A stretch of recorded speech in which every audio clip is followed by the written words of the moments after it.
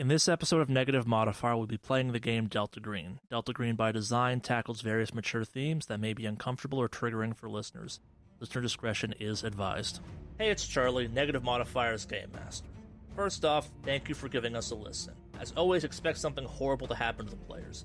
If you're a fan, support us by leaving a review on iTunes. And if you hate the show, consider doing it anyway and enjoying the fact that you've inflicted us on someone else. For the most up-to-date news in the podcast, follow us on Twitter and Instagram. And with that, Friday, December 25th, 1:15 a.m. Weatherwatcher HQ. Several helicopters are being prepared for takeoff. Major Farrell strides in front of one of the crews, muttering him to himself, preparing them for their mission. All right, boys, it's the big one. We've been through this a couple times now. We're putting purgatory in the air. Harris finally won me over. We're doing this. You all ready to hunt some aliens? Let's fucking go. Merry fucking Christmas to us. Let's fly. Let's go. Amen. Obviously, I come up with some fancy name for this, like Operation Santa Hunt or something like that, but we're not going to do that. This is real. This is the big one. This is what we've been training for. So we've been hunting for years. Whatever you see, be prepared. Am I clear? Yes, Yes, sir. sir. Yes, sir. So Farrell kind of slowly pivots to face you. Lieutenant Daniels, you ready? Ready as I'll ever be, sir. Staff Sergeant Wells, are you ready? Sir, yes, sir. Lieutenant Ocampo, are you ready? Put me in the air. Excellent, boys, excellent. Good hunting. Make your uniform proud, and we got this. Gestures at you to go off to your helicopter. You all board up into a very familiar helicopter. It's a typical Apache gunship. It's been outfitted, though, with the Purgatory device. Sonic weapon that works kind of like a gun, but not so much. It does require positioning and aiming of the ship, but it is a large blast, high lethality weapon. You all have been trained on this. You are a special crew, designated, trained, and selected for this. What are your reactions as you're kind of getting ready to take off that you're actually going to get to shoot Purgatory? That this is, for lack of a better phrase, a real one, potentially. Well, I guess since I'm the one who's actually going to be the one pulling the metaphorical trigger as Sure. the shooter himself, I'm kind of nervous, but also excited considering the fact that I've never actually live fired this thing. I'm trained on it and I know how to do it. I've never done an actual live exercise or I guess live scenario with it. So just to make sure I have everything right for it and making sure that I'm double checking and triple checking to make sure everything's good to go on my end. Makes sense. I am excited to work on this as well as the resident team physics expert. This is kind of a new and neat thing. This is not something I've ever really experienced, and this special experience is being paired with a actual gray encounter. Hell yeah, man. It's better than sitting on my ass in the snow and whatnot. Also makes sense. And Lieutenant Daniels, are you just happy to be up in the air at this point? What's the mindset? This is going to be some tough flying. It's windy, it's weather, it's dark, it's Alabama winter, it's not ideal, and you know a very bizarre weather condition is probably inbound in a matter of minutes. I'm a little nervous, but I'm confident in my abilities as a pilot. I am less confident in everyone's ability to fire this device perfectly under a non-drill scenario. I'm also kind of nervous just to find out like what it's gonna feel like when we fire this weapon. Sure. As you're doing your final pre-flight check, there's a knock on the window, and you see Agent Harris standing outside with 4 AFOSI agents, and he kind of smiles at you through the glass, and without saying anything, kind of muscles his way into the back section of the helicopter. Puts on a headset. Good evening, gentlemen. I'll be riding with you. I hope that's okay. More the merrier. Indeed.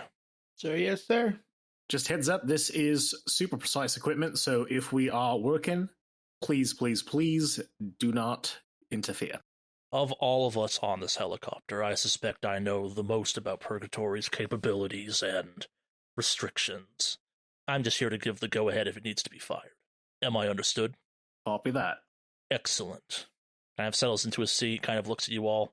Whenever you're ready, get us airborne. I want to be at the lake before 1:44 a.m.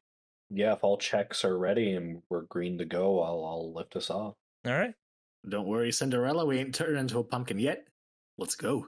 Yeah, so the helicopter rises off the ground into the continually worsening winter storm that's rolled through. It's windy, it's just terrible flying conditions, and I'm assuming you're headed towards the lake as you've been instructed to? Yes. Yep. Yup. All right. All right. Lieutenant Daniels, give me a pilot check as you make your way towards the lake. Come on, let me fumble and kill Harris right now. 16 out of 80% success. Yeah, it's rough flying, but again, you are very trained at what you do, and this is not abnormal, I guess. Any kind of past missions going through your head at this point, or just happy to be airborne, for lack of a better phrase? No, I don't think there's anything quite like this, so I'm more happy to be airborne. And by what I mean by like quite like this is this scenario, this situation. I mean, we're going to be right in the playbook and dealing with shit like this. I'm excited. Makes sense? All right, so you arrive at the lake after a few minutes in the air, and you've been told to circle the area around where the chair was unearthed from and brought to shore. So you're just kind of doing a slow circle around that spot. Yeah, I'm keeping to the edge of the lake rather than being right over top it. Sure. Makes a lot of sense, yeah. So as you are doing this, everyone give me an alertness. I rolled a 94 out of 60 failure. That would be a 34% failure. I got a 70 out of 70% success. On the dot. Yeah, it makes a certain amount of sense. Daniels would be the one that probably noticed this because he's scanning for weather conditions. Yeah, so probably flew in over this lake at some point, or you've been up and around in the airspace some, taking the helicopters here originally, and it's very different. Where it was definitely kind of snow-covered and wintry and snowy previously, the lake wasn't frozen, which it definitely is now. Not thick as best you can tell, but it's definitely no longer open water at this point, and the area around the lake is just kind of covered in snow. Like, the storm has really gotten worse. Like, you witnessed this back at base, but goddamn, like, weather's not supposed to get this bad in Alabama. Yes, you've got this whole Jack Frost weirdness going on, but that's whatever. Any last minute things you do before 1:44, 1:34 a.m. rolls around? I mean, I'm looking for spots where the wind buffeting us might be a little bit less, but other than that, no. Sure. Is the helicopter equipped with any kind of like scientific reading instruments? I mean, your normal kind of aviation gear, I guess. Like, what are you looking for specifically? I guess I'm just trying to keep tabs on the energy readings of the lake. Like, we're aware of the energy spikes and everything else like that. So basically, I'm not good at like meteorology, or my science isn't in meteorology, but I do feel like I can understand physics enough to be able to say like, oh, hey, this area is more likely to experience a lightning strike or experience a lot more of like a positive negative ion charge. It requires more specialized equipment than you probably have. You probably have a couple Geiger counters with you, though, that can kind of definitely point you towards the weird anomaly in the air over the lake.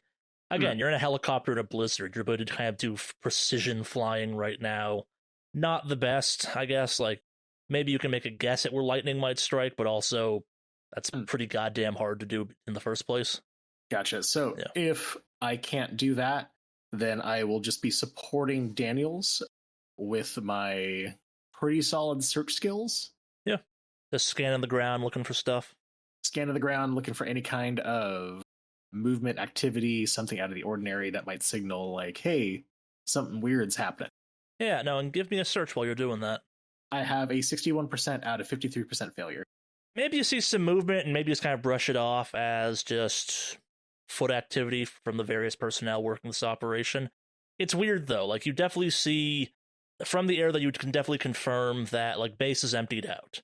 Farrell and Harris have definitely gone all in on it's gonna be the lake kind of thing. And yeah, there's some personnel left back at the base, but they're definitely on the road headed towards the lake in one manner or another. And as you're looking around, eyes up, soldier. Whatever's about to happen is about to happen. Don't worry about what's happening on the ground right now. Copy that, I guess. I look up and start scanning the sky. All right. Anything else or nah? From anyone? Did I overhear what he said? Yeah, friends to talk via the headset stuff they have in helicopters. It's quite loud in helicopters typically. Oh, after hearing that, it's kind of piqued my curiosity. So I kind of want to do as I'm getting things kind of set up on my end, I kind of want to do a quick kind of glance around. All right, give me a search. 80% out of 20 failure. Same deal. You're being buffeted about in a helicopter in the middle of a blizzard.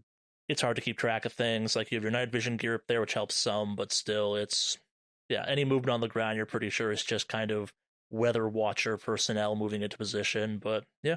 Okay.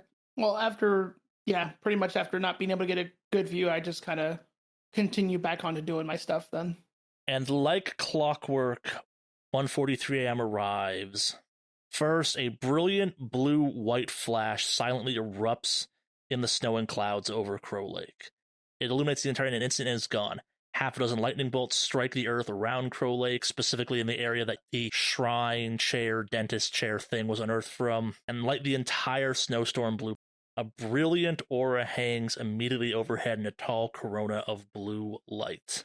However, something else happens this time as well. After the lightning strike subsides and the aura forms, a massive, impossible figure sways in the snow-stained black air like a mountain over Crow Lake, standing hundreds of feet tall.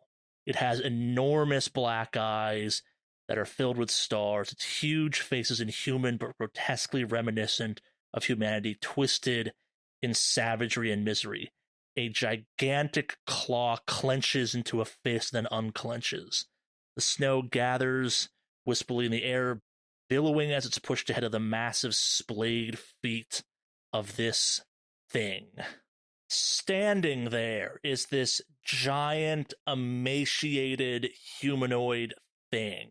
Its features are long and hungry, and it lets out this just horrific howl, scream, cry that you all have heard before. Everyone give me a sand check. 67 out of 60 fail. 47 out of 49% success. 68 out of 60 failure. All right. If you passed the sand check, 1d10 sand damage. What? Did I stutter? No, you did not, but goddamn. That is a 6. All right. So you take 6 points of sand damage and you are losing it. Now, if you failed that sand check, 1d100 sand damage. I only lost 10. Are you fucking kidding me? I'm gonna project that too. I lost 52. You're in charge of the trigger. I haven't lost all my sanity. So we still out here. Yeah, but you're catatonic. Kinda. It only brought me down from 60 to 52. Not bad. And of course, I have no bonds. Perfect. Oh yeah, you're just gonna fucking just. I'm raw dogging all that sanity right now. You have 8 sand left. Yeah. Do I even need to go over it? Like, literally, I'm just smashing through breaking points. Like the Kool-Aid Man. You all are quite insane. You all rolled 6s or higher on your sand check. You are all in the grips of one breakdown or another. This helicopter's not doing well. So, do we need to roll anything to snap out of it, or are we all catatonic? I will let you all roll a POW check at -40 to see if you can right the situation. 93 out of a modified 20 fail. Watch me get that. Oh man, let's see for Lucky Ocampo. That is a 37 out of an adjusted 10% failure. And I got a 52 out of an adjusted 20% POW. All right, so the helicopter hangs in the air for a split second as you'd all just take in this visage. And then, Daniels, how do you react to this? Like, this is not at all what you were expecting, obviously. This isn't Grays. This is some giant, monstrous humanoid figure. What is the thought process going through your head at this point? This insane blast. How does it manifest for you? So I got a question, Charlie. Are you basically asking me if I'm going to flee, fight, or go catatonic? I think I am, yeah. So Daniels sees this thing, and all he can focus on at this point is this thing, this unnatural thing that killed an entire town, and seems to want to take all of Weatherwatcher with it and anyone else left here. I think in a moment between deciding if Fleet is going to kick in, the fear gets drowned out by rage, and he just turns the helicopter and starts flying straight for this thing. All right. So give me a pilot at, let's say, minus 60, actually, just barrel towards this thing.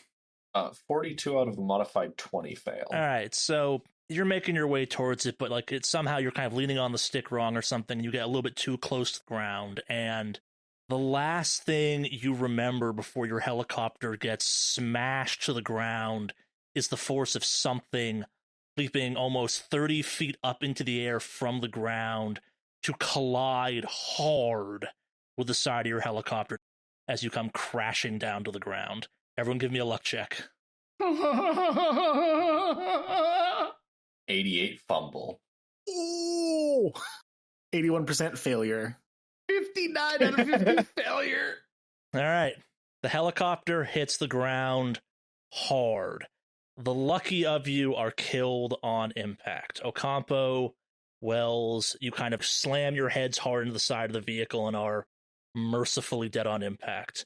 Unfortunately, Daniels, you are conscious enough. You are bleeding to see some humanoid creature, nowhere near as large as the other one, kind of, we'll say, about 6 feet tall, give or take, smash its way through the cockpit, get real close to you, and then just drive its hand-like claws directly through your body, all the way through it into the seat. And the last sounds you hear are Agent Harris screaming, "Get away from me! Get away from me!" 1:40 a.m., December 25th, Weatherwatcher HQ.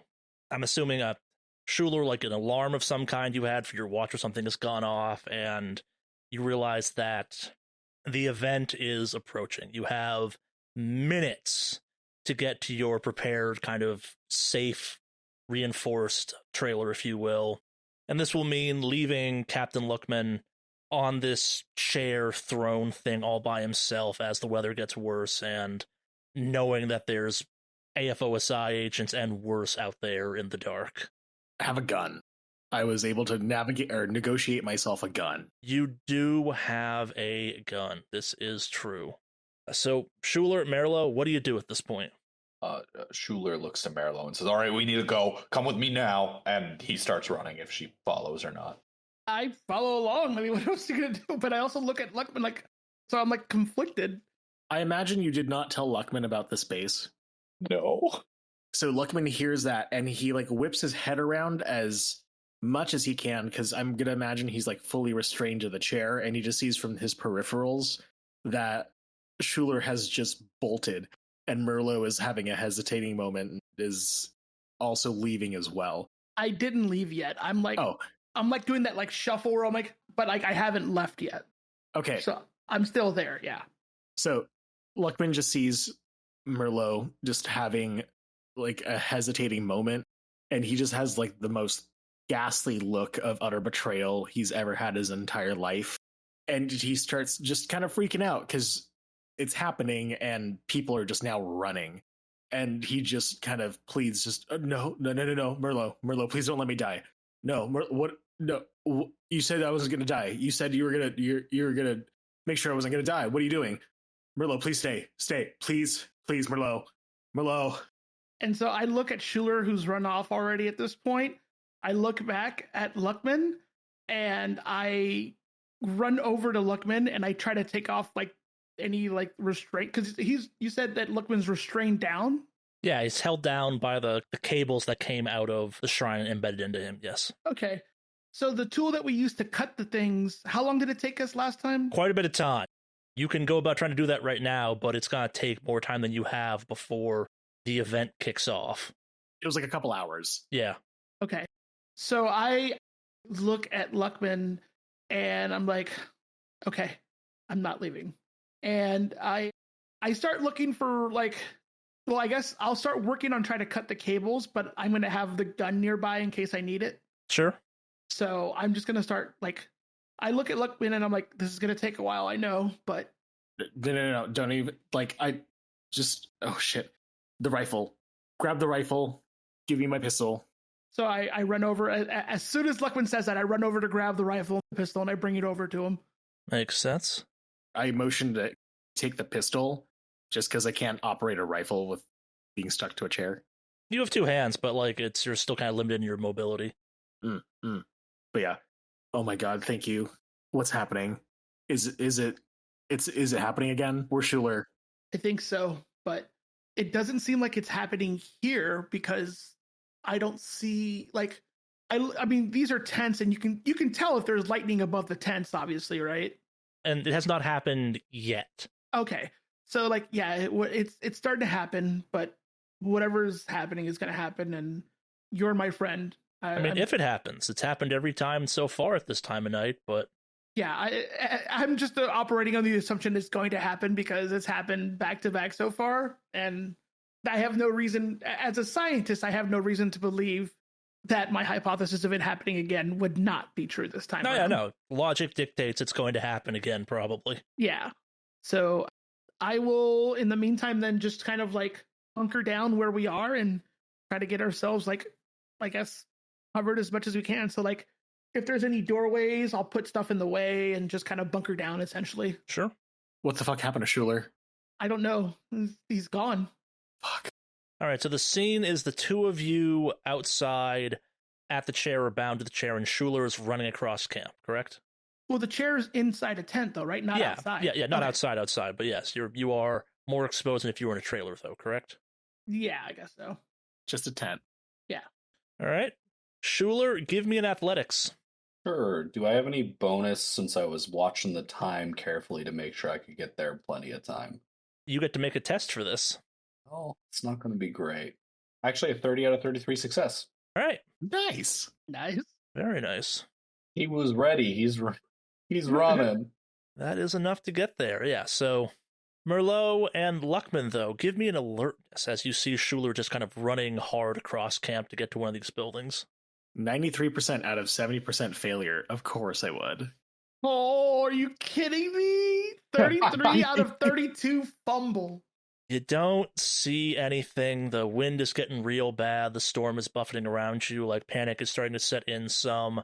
But you swear for a split second there you saw some motion at the top of the trailer Schuler just ducked into. You're not totally sure about that, but more importantly, though, as you hear the sound of the door slam shut as Schuler rushes into the trailer, you start to hear gunfire, automatic gunfire of the few remaining soldiers and AFOSI agents at Weatherwatcher HQ, and they're firing on something. You're not quite sure what.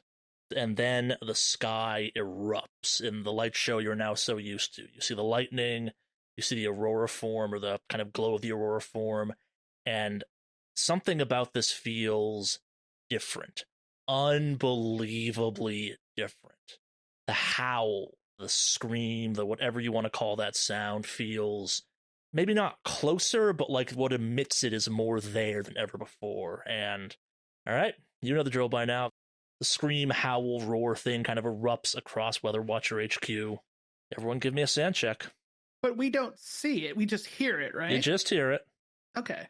26 out of 51% success. With my earplugs and noise-canceling headphones, do I still hear it? We'll deal with you in a second. Okay, cool. Well, considering I've already experienced this several times, so I know what's coming, would I be able to get a modifier to kind of know what I'm expecting at this point? No. Okay. 71 out of 35 failure. All right, if you fail, just 1 point of sand damage. If you succeeded, no sand damage. Schuler, because you're A, inside, and B, have your old kind of fancy little setup with the headphones on, I will give you I'll give you a plus 20. You're prepared kind of effectively for this to try and block this out as best you can. It's a 35 out of modified 66. All right, yeah. Preparation keeps a man sane, apparently, and yeah. Sane is so relative when you straight up just ditch somebody. Hey, man. Indeed. I knew what I was doing when I told you to get back on that chair. Just words of a sane person doing sane and rational actions. Look, man, I've got a motivation to save my fellow researchers. Who you also to, ditched. Well, I tried to do that, but she didn't come. Yeah, I got a bond with Lookman. I can't. Look, I'm gonna tell you right now, Schuler is very scumbaggy, especially from his background stuff, so it kind of fits. Hippocratic oath, more like... He's not that kind of doctor. Oh, that's right. I keep forgetting. Yeah. Never mind. All right, so as the kind of howl sound echoes out across the space, Captain Lookman on the shrine is overcome with just agony and suffers 2 POW damage, and also suffers 7 points of damage minus 4 because of all the preparation you put in. Oh my god. Hold up. Okay, how many power points did I just lose? You lost 2 POW points. Okay. And you're also then going to take 7 points of damage minus 4, so 3 points of damage as this chair just kind of rips at your very essence. So, with the chair ripping at his very essence, Luckman is just going to scream and then just kind of trail off into almost like not breathing. I have one exactly that leaves me with 1 hit point left. I'm not dead, but I drop my gun. I'm slouched. I am tunnel visioning. Like I am trying to remember any kind of prayers or any kind of religious experience in my life and just pleading because I am about to die. Oh, and it gets worse. Oh, cool. There's more. And there's more. Cool. Give me a sand check. Wait, there's more. For only 4 payments of 45 out of 51% success. All right, just 1 point of sand damage. And Marilo, you're watching all of this. You see just Lookman suddenly overcome with agony, and you're also going to take some sand damage. So give me a sand check. 3 out of 34 success. All right, so that's 1 point of sand damage. Now, Luckman's a bond of yours, isn't he? Yes. Oh, no. You're going to take an additional point of sand damage because you're watching a bond just racked with pain as something just truly unnatural rips through them for your very eyes. Okay, so I just take 1 point of sand damage? 2 points of sand damage. 2, okay. So that brings me to 32 now. Still above my breaking point. Yeah. I just kind of whisper mutter something. You should try to do some first aid in case he takes more damage. So, yeah, no, I'm just wondering, can I go, or is there anything else that's going on GM-wise? Yeah, give me an alertness. 29 out of 32 success! All right, so while all this is happening, the wind has died down some, and the tent around you has been partially destroyed as part of this, and you see, walking into camp, a deer, a full-sized male deer, with part of its antlers still attached, but there's something strange about it. Its jaw hangs oddly, and you realize you're not seeing a lower jaw, you're seeing a tongue hang out of its mouth, and it's staring directly at you.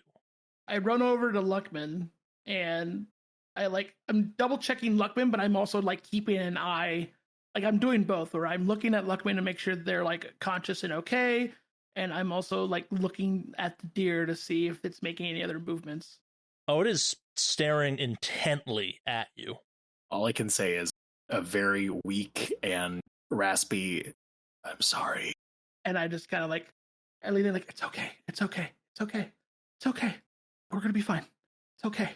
Yeah. And I'm just kind of tapping Luckman and kind of doing a quick, because I don't have a lot of first aid. So I really can't triage him very well. So I'm just kind of as best as I can, assessing what I can tell from my scientific knowledge, I guess. Sure. But just kind of the pat, it's okay. I'm at this point, it's just I'm trying to morally heal him at this point, because physically I'm not going to be able to do anything. Yeah, this is moral healing I'm doing right now. I am trying to be a bard and being it's okay. It's okay. It's okay. Nah, sure. And with that, we're going to jump to Schuler, safe in his fortified trailer. Safe, quote unquote. Oh, yeah. So, Schuler, you hear kind of some scraping and tapping sounds on the roof of it, but also because you're not as besieged, you get to watch as the colors in the sky shift ever so slowly. Shimmering aurora slowly changes. Other colors and shifting angles manifest. Other perspectives and shapes, indescribable and impossible, all kind of slowly manifest themselves in the sky. It is as if witnesses glimpse dimensions beyond the three given to sight.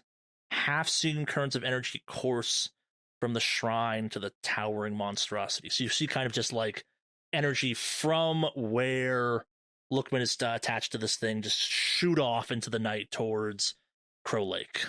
Amazing. I'm gonna get into my little hidey hole and point my rifle out. Actually, no, I'm gonna keep an eye. I'll keep watching. Sure. I'm less watching Crow Lake at this point, and I'm more watching out at the base. Makes sense, yeah. And so give me a search as you're doing that. 82 out of 54 fail. It's a bit chaos. You see soldiers and AFOS agents running around. You see the signs of gunfire. There's lights going off. There's sounds. There appears to be a fire started somewhere. And then out of nowhere, something hits the side of the trailer hard enough to rock it on its axis. Great. I'm gonna back up a bit and point the rifle to the window. Like back to a wall type of situation? No, not to the wall. I think I'm more like standing in the middle of the trailer at this point. I'm like trying to debate whether I should inch closer to the window or not. What side did the trailer get hit by? Part that would be attached to another truck was the part, like, if this thing's longer than it is wide, it kind of got hit on one of the ends. You probably enter through the kind of the long sides of this thing to get into it. Yeah, that makes sense. From the window, can I see the tent that Luckman and Merlo are in? You can. Can I see them? You can. All right, cool. I'm going to just keep watching with my rifle. All right. I'm basically keeping an overwatch. If any of these things start running over there, I want to take a shot at them. Yeah. What's going through your head at this point?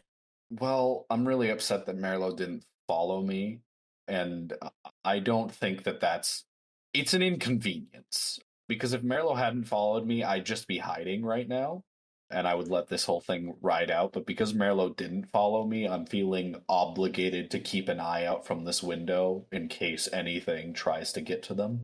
I mean, this is all insane too, of course. Sure. All right, so, like, do you think you're breathing heavily at this point? Like, if you describe what Schuler is going through at this point, what is it? No, I don't think Schuler's actually breathing heavy or anything. And it's not because he's brave. It's probably because he took some, like, a mild dose of, like, a muscle relaxer when he got in here. Because he knew it would help him calm down. So he's fully focused right now on trying to keep Merlo alive. All right. While not putting himself at risk. Or too much risk. While you're standing in the middle of this trailer, kind of eyes peeled on the window, the wall behind you gets partially ripped off the side of the trailer.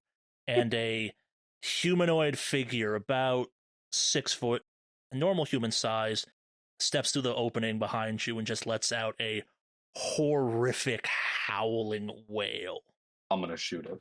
Oh, let's see if you get to do that first, actually. It's fair. Oh no. All right, so give me a sand check.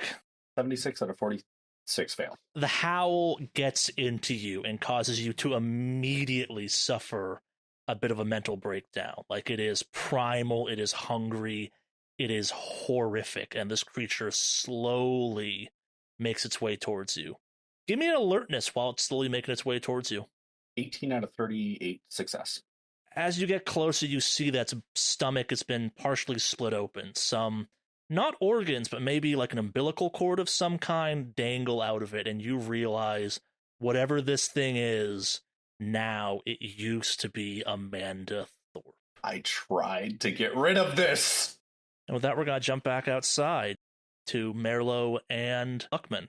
You both see the deer. It's staring very intently at you. You are barely alive, Captain Luckman, and the chair seems to just relinquish you all of a sudden. It's no longer holding you down. I slump out of the chair and just fall to the floor. I've gone through some extreme trauma. I immediately try to, like, pick him up as he falls. As you're kind of fumbling with my body, I just whisper, rifle. I acknowledge that, and I immediately, like, look for the rifle near me and grab it and hand it to Luckman. No. What do you want? Shoot. I grab the rifle and I take aim at the deer. All right, so you're gonna shoot. I'm gonna try to aim first. All right, you're gonna take the action of aiming. Yes. All right. So the deer sees your motion and throws back its jawless head. It's at that moment you realize that its tongue, long and horrible, hangs out, and one of its eyes is missing, and that this thing has large holes blown through its body, and it too lets out just a horrific, wailing, roaring, screaming sound that again burrows into your sanity. Both of you give me sand checks. 79 out of 32. Oh shit! Failure. Oh. Yeah, 11% at a 50 critical. Fuck yeah. All right, Merlo, you are stunned. Luckman, you are not stunned. Do I have my gun? You do have your gun. Do you want to try and do something? I try to pop a shot at the deer. All right, so your gun has a full auto lethality mode and a kind of precision mode. I'm assuming you're going lethality full auto, or Full auto, baby. all right, firearms check. 18% at a 40% success. All right, got 10% lethality, so let's roll that lethality. 81%. It does 9 points of damage to this thing, and the bullets hit, and they hit hard, but they don't penetrate the way they're supposed to. Like, maybe you should see some blood, maybe you should have a reaction, but it's almost like this thing is made of sturdier stuff. Like, it's a deer already, but it's much, much stronger than it should be. So this thing charges at Merlo and Mike narrowly misses her. She's still stunned, so she can't respond to it, but kind of you see this thing whiz by and just slam hard against one of the trailers, denting it significantly. Lookman, what do you do? Merlo is still holding the rifle, right? Yeah. Gotcha.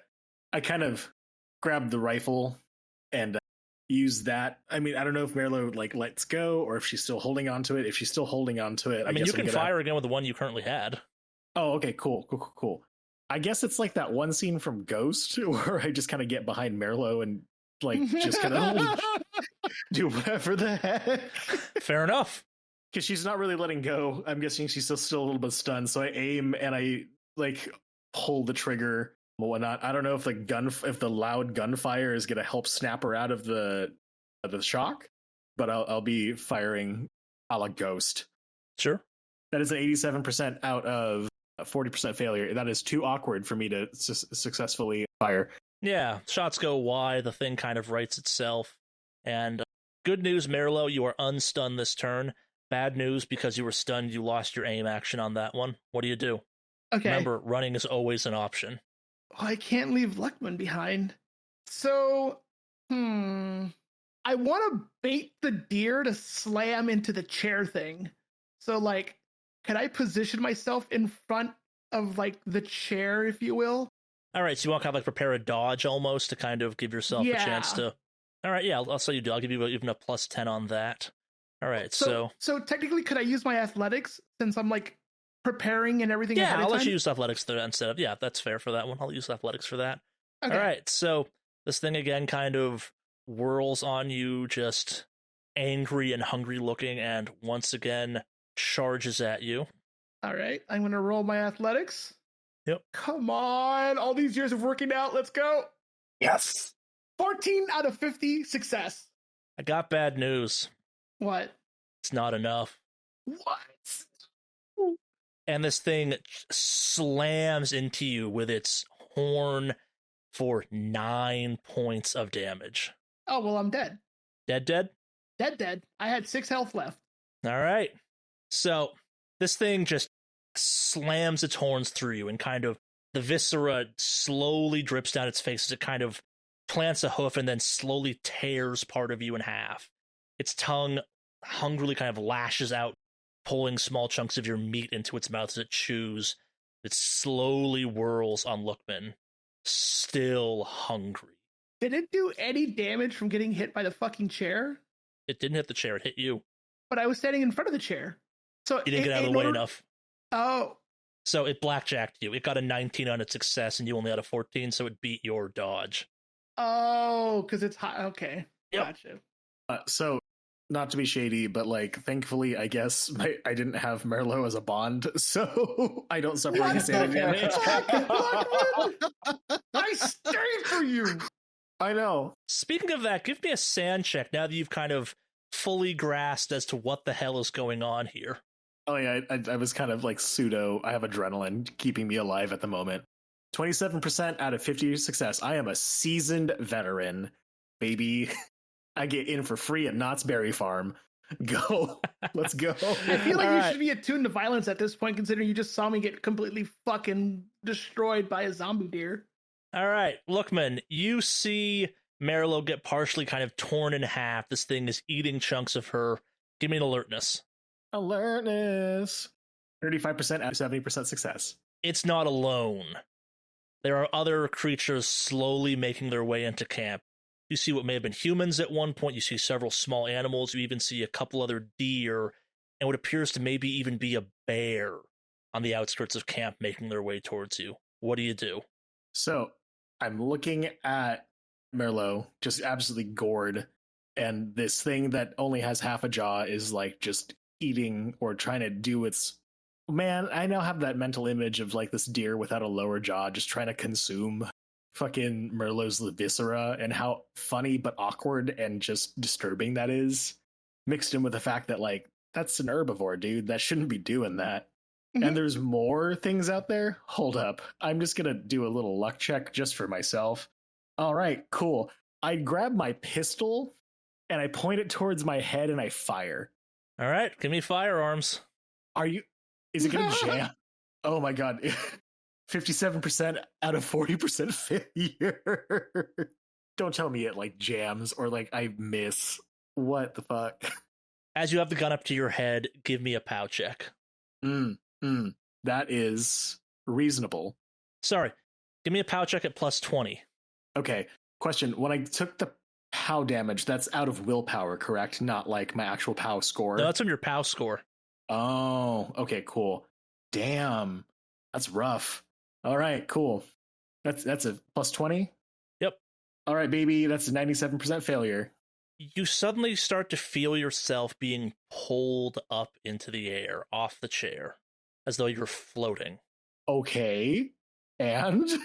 We're going to jump back inside now to Schuler. All right. All right, Schuler, this thing is just ripped through the wall. You hear the sounds of gunfire from outside. It's slowly approaching you. You are stunned where you stand. What do you do? I'm stunned, correct? Yep. So nothing. Yeah. I feel like that was just a trick question. It was. Oh, that's great.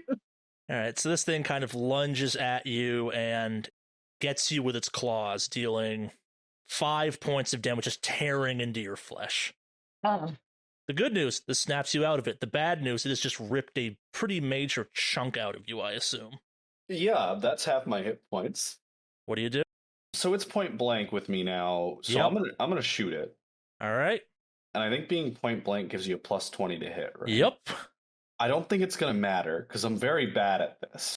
24 out of a modified 47 success. All right, so I'm assuming you're in the full auto because you have the rifle, so let's see that Yes. 10% lethality. Let's roll lethality. That is 8 damage with 3 armor piercing. All right. You do a pretty sizable chunk of damage to this thing. You don't do anywhere near enough to obviously put it down, Yeah. but you do some damage. Like, it definitely felt that, for lack of a better phrase. Come on. We can do this. You and I, we're going to hell together. All right, so it lunges forward and kind of like grabs you and throws back its head and digs its teeth deep into your upper shoulder, ripping into you for 6 points of damage. I am dead. Doesn't let you fall to the ground. It slowly just starts to consume you where it stands, ripping kind of greedily hungry chunks out of your skin, snapping bones to get the more choice parts. Dude, that's gross. Captain Lookman, you are about 4 inches off the throne, shrine, chair thing at this point. What's going through your head at this point? I fully accept what's happening because I'm pretty sure I'm having a death hallucination. Did I pull the trigger? You did not. Cool. The only way I could like rationalize what's going on right now, especially seeing as I'm fucking floating 4 inches off the ground, is that I'm having an out-of-body experience and I'm dead. But I do look up and look around. and just kind of realize that, like, oh shit, I'm not actually dead. I am floating 4 inches off the ground. Does the deer still notice me? Everything's noticing you. They're all staring at you, hungry. I try to run. You don't run. You are suddenly dragged at high speed off into the sky. Like an impossible gust of wind is carrying you. Flames scorch your feet and legs as unseen energies cause the water and chemicals in the snow and the air and your flesh to boil and ignite. What's your reaction to this? Do I still have a gun in my hand? You do. I try to pull the trigger again. All right, let's see that firearm check. 4% out of 40% success. All right, as you put the gun up against your head for one last time, you see several other people being dragged off into the sky. As you get above kind of the trailers of Weatherwatcher HQ, you see this gigantic figure at the lake slowly begin to rise off the ground and shoot off into the sky with you. The last thing you see is about 20 or so other people flying off into the sky as you successfully pull the trigger, sparing yourself from this truly unnatural fate. Holy shit. My dead, still probably on fire body just kind of starts slowly losing altitude and stand still until my limp corpse falls back into the earth, I would imagine. Oh no, it's gone. No. Okay. Never to be found again. I'm still ascending on fire, but just dead. Tight. Absolutely great. December 26th, 9 p.m., Russellville. A tired-looking woman sits at a table in a diner, nursing her third cup of coffee. A equally tired-looking man steps into the diner and sits down across from her, looks at her. Well, I've got good news and bad news, Pine. As best we can tell, whatever the hell happened over in Willis, it's over. Bunch of strange animal corpses all over the place, bunch of dead bodies, mass fatalities across the board. Couple of straight up missing people, though, too. Bunch of helicopters went down, mass destruction, you know the drill at this point. But it's contained. Kind of. There's a couple of reports that there's some animal attacks up until about December 26th, and they seem to stop.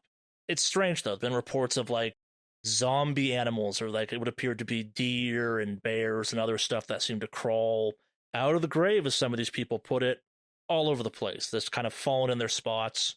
A couple reports of maybe a person being attacked by them. Who knows? But whatever the fuck happened, it seems to have been over. The bad news is we didn't get him. Best we can tell, Schuler didn't make his meetup, whatever the right word is. Drop's probably the better phrase for it, but yeah.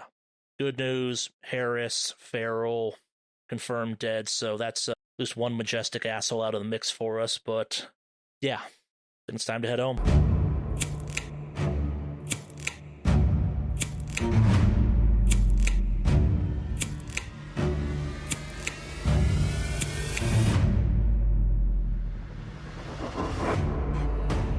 Thank you for listening to Negative Modifier's playthrough of Jack Frost by Shane Ivey, published by Arc Dream Publishing.